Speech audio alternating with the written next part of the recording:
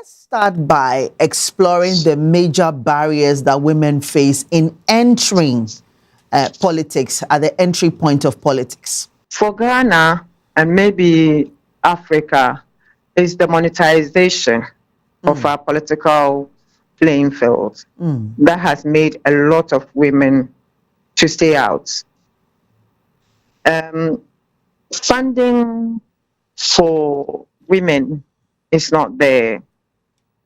A lot of the times, most women will tell you that I cannot go in because I don't have money. And if you tell them to find, usually when you want to go, you look for friends, family, and other people to support you.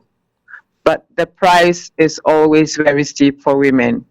Do you think that if we were to, Ghana as a democracy, were to have maybe reduced amounts, come up with reduced amounts for women who want to enter into politics, it would help the situation? Most parties already do that.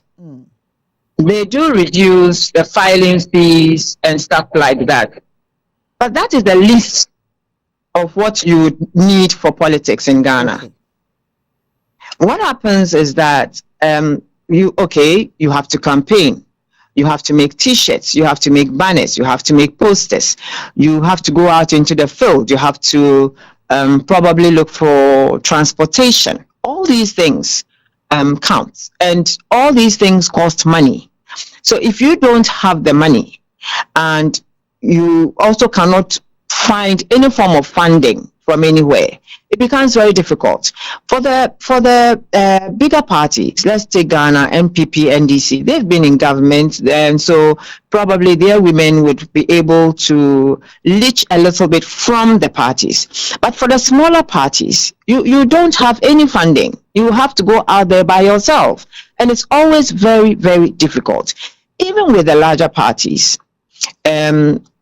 after they have reduced filing fees for you, you now have to go out onto the field and look for your own means of funding and campaigning. So those things are very difficult. It's not just a question of reducing the filing fee. I think the other way that we can help women, especially in Ghana, is for us to field women's only elections. For instance, NDC has Volta region as a stronghold. So why can't we have 40-60 so that the women will be 40% automatic? Ashanti region, which is for a MPP, they also have the same. That will be having the numbers. Then also when you come closer, you realize that if they did that, a lot of women would have gone into parliament. But no, we have to fight still with the women, with the men, sorry.